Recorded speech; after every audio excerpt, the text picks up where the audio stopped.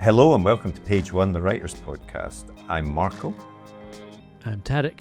And wait, Tarek, who's this? Oh, it's Timmy. I've been released from the cupboard of dispatching Page Ones for a special appearance on the Page One podcast. Tim is, you may have heard, if you've listened to the podcast before, we have referred to the boss in quotes, and Tim is that man. Or legend. The myth. I don't think we've called you legend. The man, the legend. I obviously haven't listened to all of them yet. Tarek, this is one of a special series of episodes we've recorded at the Fringe with comedians to find out about their writing process for their stand-up shows. And we recorded these at a variety of venues across Edinburgh. So the sound quality does vary at times. We sometimes recorded them at the venues themselves. But Tarek wasn't able to make all of the interviews, so Tim kindly agreed to step in. Interviewer extraordinaire. Yes, and I think, Tarek, you're out of a job. I've been waiting 112 episodes for this day. I'm finally free. Well, you've not heard my ones yet, so we'll see how that goes. We'll see how it goes with the listeners. But yeah, so we will get straight into these special episodes. We're releasing at least one a day this week. They're very short episodes, but hopefully very interesting and funny, of course. And we'll play a quick advert for our writer's notebook, and then we'll get straight into the interview. But for now, on with the podcast. See you later. The blank page. To some, it's terrifying, an obstacle to overcome. But we prefer to think of it as an opportunity, a blank canvas to be filled with all of the adventures and characters in our head. So how to overcome that fear? Well, we all know the best advice for a writer is write. Seriously, get words on the page and more will follow. But what about later, when you start trying to pull those threads of what you've written together? What about the character you wrote about way back at the start? Who was she again? What was she carrying? And where did she leave the MacGuffin that she now really needs in the third act? Think about all those top thrillers you like to read, or that amazing drama you just watched. What did they all have in common? Structure and planning. As aspiring writers ourselves, we've tried many different methods to try and organise all the thoughts about the stories we want to tell. We've been there searching for a piece of scrap paper to note something down, or making a quick note on our phone in between meetings. Or sometimes we'll make a note in whatever notebook we're carrying, or a document on our laptop so we don't forget that great idea. Let's be honest, it can all be a bit messy, and it's easy to lose track of everything. And that's when we realise it's not just a story that needs structure and planning, but the way we gather all of our thoughts about it as well. And so we made Page One. Page One is more than just another notebook. It's a place to put down all your ideas for your latest project, divided into easy-to-use sections that will help you plan your story, so that when that blank page comes calling, you're ready to answer. And then afterwards, once it's written, we realised you need to plan how to let people read it, so we included a section relating to submissions. Each one is designed for one project, whether you want to write a book, screenplay, a comic, or any other kind of story. We truly believe that when you use it, it will help you get to the main event, writing your story. So we hope this helps. We can't wait to read what you come up with. And remember, every story starts with Page One.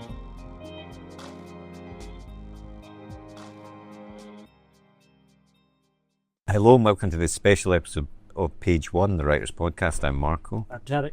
And we're here today with a very special interview with Jack Barry, who's performing at the Edinburgh Fringe. Hello.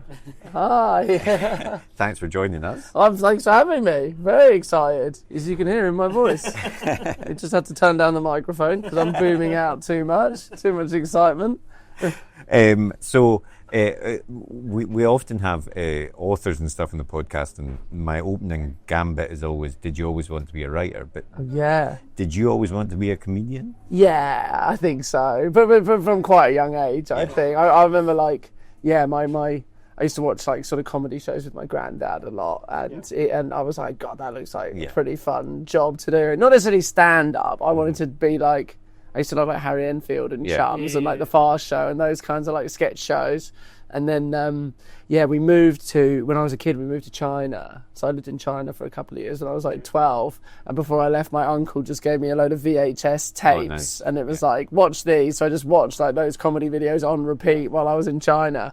And yeah, that was sort of what made me really want to do it, basically. I'm right in saying that you did apply to be a spy. I did apply to be a spy, yeah. I mentioned that in my last show. There was always comedy or spies, I suppose. Those are my two, Two sides of the same coin. Yeah, it's basically the same, isn't it? I was really into Harry Enfield and James Bond. Those were my two heroes.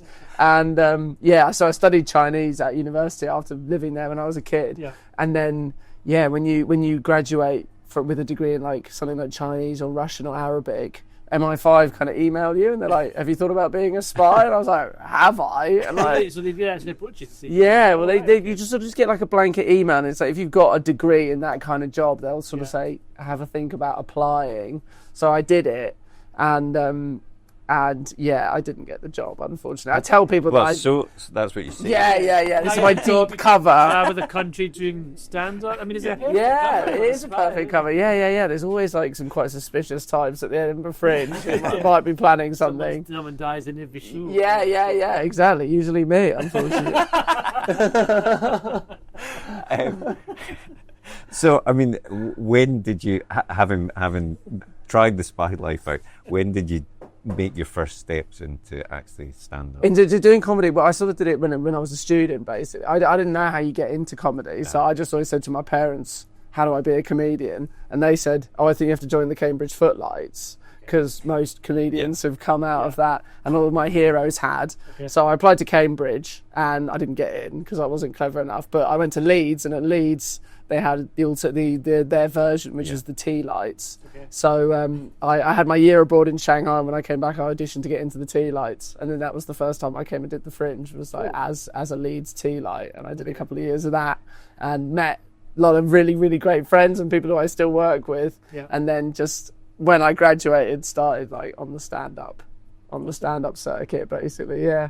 And was it ever I mean, you've always wanted to do it. You know, there's always that thought, and maybe it's just a thought from someone that would be afraid of, but was it daunting that first time that you went on stage? Oh, yeah. I mean, the first time I did a sketch show, it wasn't so bad, because it's always a bit less scary when you've got other people on stage with you. You feel like you can share some of the danger and some of the pain if it goes badly. But the first time I did it on my own, I was absolutely terrified, and I had to sink about 5 pints before I went on stage, and I can't really remember much of it.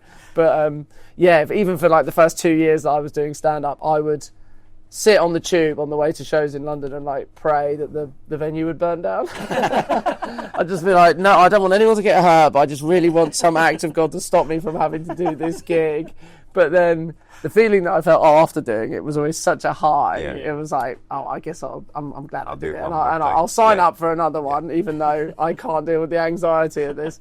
And thankfully, thankfully, 10 years in now, I'm sort of, I'm just like, it's just another day. Yeah. I can do it now, thankfully. Well, let's chat about your writing routine then, because I mean, obviously, as Margaret says, we chatted a lot of authors and script writers, but I'd imagine comedy writer, stand-up specifically, it's very different. You know, when you come to write stuff down, do you look at it like what's your approach? Where do you start? I mean, it's generally like I just have notes on my phone all the time, and if I ever think of something funny or say something funny, then I'll sort of jot down a little note, and then I sort of have like a punching up time where I go and I sit at my computer. I'm like, oh, this is a funny conceit, and I can build that out a little bit. Maybe there's more examples that I can do. I'm like one of those really insufferable people that, like, if I'm in the pub and I say something funny and all my friends laugh, I'll like look at my phone and I'm like, they're like, ooh, this is some good stuff. And sometimes if my friends who say something funny, they're not a comedian, I'm like, oh, I'm stealing that. Yeah. He's not going to use it. He's an accountant. Yeah. And so, it's sort of like always compiling like different premises or jokes that you think might be something, and then sort of try and. But I'm always experimenting with different things. You know, sometimes I sort of. Have some mind-altering substances to see if that will like spark any new avenues, and sometimes it does, and sometimes it doesn't. And and then I don't know. It's like, oh, can I be a wanker? And like quote. Absolutely. There's that Ernest Hemingway quote where he's like, oh, I have whiskey for the ideas and I have coffee for punching it up. And it's like, I don't use whiskey so much, but weed and marijuana, something like that. I'm like, that's for the ideas, and then I'll punch it up with coffee as well. Yeah. And when you're doing that, so you've got your notes and you've got your ideas.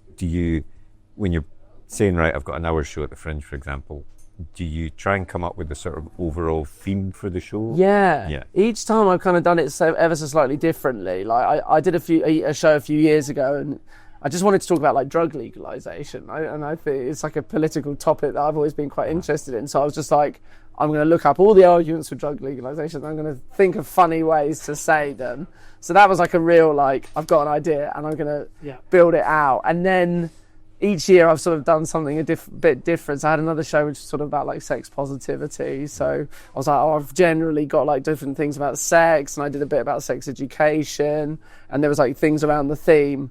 And then this year my show's sort of all about like happiness and mental health and just how I've been feeling since the pandemic. So it's been a bit more general, and it's just sort of gone in different ways. So each year I just try and do something a little bit different and just figure out what is the best process. And they're all different. Yeah.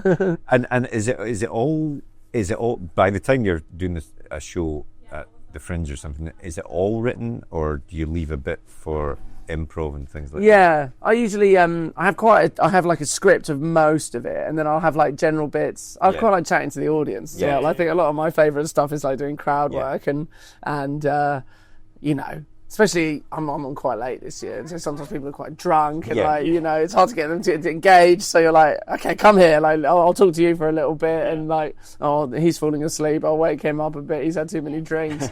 And and so I plus we're doing it for a month. It's like you're doing it every day. Like it gets boring if you do the same thing. So I try and keep it a bit loose and keep some sort of space for like chatting to people as well. And when you're writing a stand-up, you know, how do you, because so much of it is not just the actual words on the page and joke, it's also how you're going to say it, the delivery, dramatic pause. You know, how much of it of a joke is, or the planning of it is in the writing, how much of it is in how you know you'll say it? Yeah, it really depends on the bit, to be honest. Like, it depends on what kind of a bit you're doing. Like, if it's like a funny anecdote that happens to you, this is the thing with like every comedian, like, if something awful happens to you, you're like, God, this is going to be some good material, right? You know, like... And there's always a silver lining. There's always like a silver lining. There really is to being a comedian. Like, even if like your dog dies, you're like, God, but I'll get 10 minutes out of this. I reckon this is going to be pretty good. And so then, like, you do kind of like, if it's like a story of something that's happened to you, I think we all kind of like practice that day to day anyway, don't you? If you had like something mad happen to you, for the next few weeks, every mate that you see at the pub or like every family member, you're like, I've got to tell you this thing that's happened to me, and you kind of like naturally finesse it then. Person you tell is like perfect. Exactly, you've got it down. You cut all the fat. You know where to get to. You know what details to withhold, so it has like a good reveal and a good surprise. And so it's the same with comedy. Really, it's like you just. If you've got like a story like that, you just slowly tell it to lots of different people, and you tie-in it up and you figure it out. But then with other bits where it's like a joke or like an observation or something like that, a lot of the time it is just kind of like trial and error, and you sort of, I record all my shows and I listen to them back afterwards, and sometimes you'll be like, oh, that joke didn't really get anything, but it did get something last week, and you listen to it and go, oh, I see, it's because I gave this detail away too early, so now the audience were expecting it, or something like, and you can kind of hear it just, and I never used to record my sets, because I mean, like most people, I hate the sound of my own voice, but I've had to teach myself to get used to it, and because it's so useful to, it's weird how you can hear like what the telling of it does to how the joke works. So that's quite an analytical process for something that, you know, for the audience it seems quite an off the cuff and effortless, but it's very like meticulous. And it is funny, I think, it's funny the number of like sort of audience members who come up to me after a show and they'll be like, did you think about what you were going to say before you went on there? They just think you go out. I mean, it's very touching that they think you're just like naturally that funny. I just go out and I just say off what's off the top of my head. But it's like, do you think about it? It's like, yes, all day, every day. I don't think about anything other than what I'm going to say when I get up there. A lot of it is really meticulous. And I think, and that's part of it sometimes as well. It's like a little bit of a performance, and you're pretending like all this stuff is just occurring to you off the top of your head. And that's what keeps it interesting for the audience, I think. And do you ever like discuss the sort of technical side of it with other comedians? Did that work? Why didn't that work? Plenty. There's a lot of sort of discussing stuff backstage, and I've got mates who I'll sort of go and write with sometimes, and we'll go for a coffee and we'll go, I've got this bit and it's not really working, I can't tell why, and they go, have you thought about coming at it from that kind of angle? Right, okay, it's really great, like collaborating with other people like that, because everyone's got like a weird different sense of humour, and they sort of come out with, and sometimes just comedians that will come out with something. I always tell this story, but annoyingly I can't remember what the joke was, but I used to support James Acaster on tour, and he like, I credit him with being like why I'm here, really. Like when I was quite a crap open mic comic and I couldn't really do comedy, he saw something in me and he was like, come on tour with me. As I supported him for like 3 years, and he helped me so much. But I had one joke, and he just sort of said, have you thought about like doing this as a punchline at the end of it? And I confess, I didn't get it. But I did it on stage, and it killed. It absolutely killed. And I did it for like years. It was at the end, and I'd do this joke every night, and the audience would die laughing. And every time I was like, I don't get the joke. I can't understand why this is funny. But like, that's why he's a genius. And that's why he's but you can't remember. I wish I could remember the bit. I know, it's such a horrible teaser to say that. And I can't remember what the bit was. So it's funny because most writers that we chat to, it's quite a solitary experience writing, and it's like them in their own head writing a book or whatever, for months on end. Yeah. And then it goes in the world, and that's it. But it seems like it's almost opposite for you guys, because you write stuff and you have to share it, and you get a live reaction. You always get immediate feedback. You get immediate reaction, and it's always changing as well. Like it's never finished. It's not like, I can't imagine that in a way. Like you just write the words on the page and then like, send off, it's done, and now it's other people can do what they want with it. Especially being up in Edinburgh, it's like the show will be different every single night, because every night you think of something that could be improved, and it's sort of this constantly evolving, changing beast, really. And it is it's the opposite of writing, I think. And I think I've tried like writing prose or like fiction, but I need to teach myself to allow like stuff to be finished, you know, like I can't, when I'm writing stand up, it's just quite often I just sort of leave stuff. Sometimes I'll leave stuff sort of half written and I'll go, I think I'll figure, in the moment I'll know like a good punchline for that or something. But it's interesting. So you never lock it in. Some stuff's never locked in. You're always like, that will change depending on what kind of an audience it will be. And that's really interesting as well. Like you can feel an audience sometimes, like if they're with you, how far you can take it. If they're with you, or what kind of things they might like, or what kind of an audience they're like. Sometimes you get an audience and they don't really want jokes; they want everything to be about them. So you pull everything back to them and like talk to people in the room.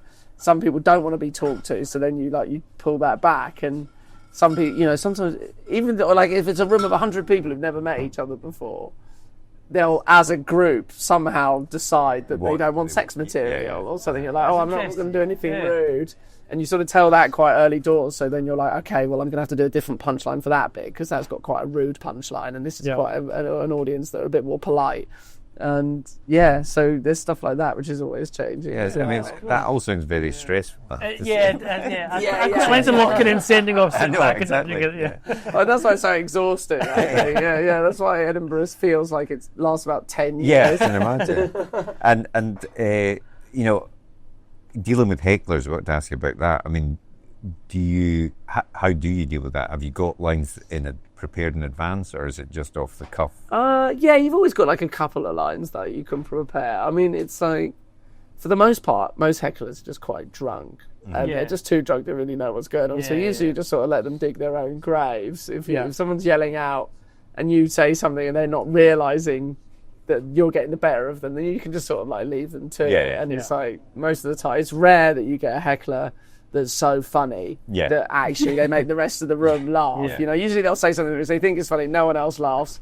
And then you're like, oh, nice one, mate. Look, you brought your own jokes, did you? Maybe you should leave that to me. And then and then they feel silly. You can leave them to it.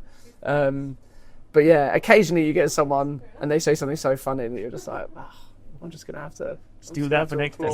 Steal that. Yeah. I'll have it next time. Yeah. Well, you're at the Edinburgh Fringe right now. Why don't you tell us what your show's about? Yeah, so my show this year, it's all about just sort of the life post-pandemic, really, and like I said earlier, like my mental health and my cat. There's a lot of stuff in there about my cat, but also marriage and having kids and getting to that stage of my life and figuring out whether or not I'm going to do these things. And it's also a lot about magic mushrooms, basically. I'm very interested in magic mushrooms as a medicine, as like a medicinal thing. So I've done like a lot of research into it, both academic and practical. And so I talk a bit about that and how that can be used to, and just it's just about happiness in general, I suppose. Yeah. Cool. Yeah. And how far in advance? So like you're performing at the Fringe. How far in advance are you writing that show? I mean, I started writing this show about a year ago, really. I sort of last August just booked in a few new shows and I started throwing around some new ideas, and I was doing some old jokes and some new jokes, and then it's sort of in January I got my room for the Fringe, so then it was like, okay, now I'm actually thinking about it. So I say sort of since January I've been working on it seriously, and in the last couple of months I've sort of not really been thinking about anything else. So I'm just thinking about it. Do you go out and, as you say, you start to test material? You'll test like jokes here and there and you build up until you're doing like a whole show? Yeah, exactly. You sort of start off, you book in some. There's always new material gigs that you can go do, and you go down, you do 10 minutes of new stuff, and so you're just like, oh, I'm trying out this thing. Yeah. And then you'll book in like a couple of early previews where it'll be an hour, and maybe before you've got a full hour, you'll just do some old jokes that work, and then you'll mix that with some new stuff. Do the old turd sandwich, they call it usually. Material. You take the new stuff that you're not sure about yet, you sandwich it between nice tasty bits of bread that work, and then so you hit them with a joke that works, something that you're not so sure about, and then finish with something nice so it feels like a decent set. That's usually the way you package it. Nice. And so for those listening, where and when is the show on? So I'm on at the Monkey Barrel every day at 10:40 at night. It's a late night show. And my show is called Jack Barry, Don't Happy, Be Worry. Nice. I like it. And the very last thing I want to ask is kind of either or, what's the worst and the best heckle you've ever had? The worst and the best heckle. Sorry, it's one of these questions where as soon as you ask it, your brain goes blank. Yeah. Like, Sorry, you never think of anything. I remember I just had this one heckle which I just thought was so funny because there was absolutely nothing I could say about it. And it was at this festival. It's always kind of weird doing like a comedy at a music festival because you're like in a tent. Yeah. People are drunk. People are sort of wandering in and out.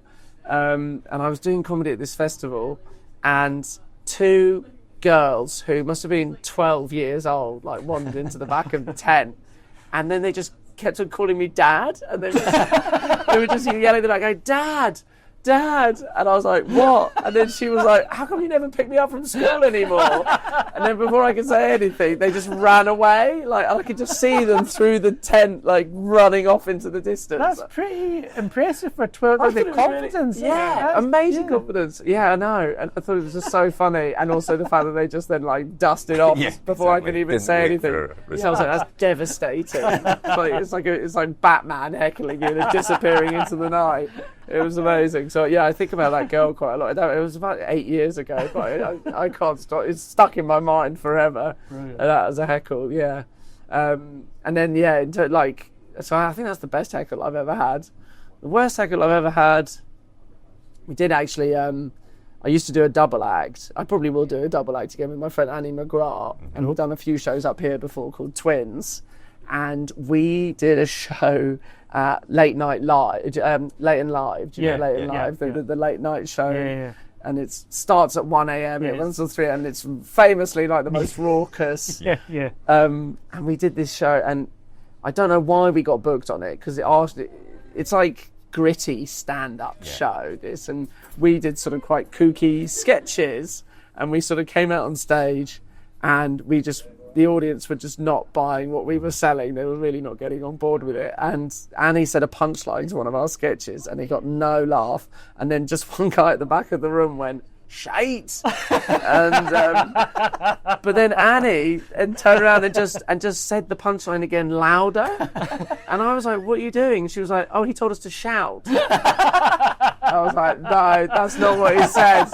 And it was just us on stage. We'd be like, "I think he said shite, actually." He's like, "Sir, did you say shite?" And he's like, "Yeah, shite." And we're like, "Yeah, okay, yeah. Maybe we should go, actually." So that was quite devastating as well. Well, thanks very much, Jack, for coming. Oh, pleasure. Thanks so much. That was it. That was excellent. Oh, cheers. Well, we hope you enjoyed that episode. If you did, be sure to hit that thumbs up button and hit the subscribe button so you never miss an episode like these ones down here. And if you want to get in touch, you can do so by finding us on our social media platforms up here, or drop us a comment way down below there. But otherwise, thanks for listening and join us for the next episode. See you later.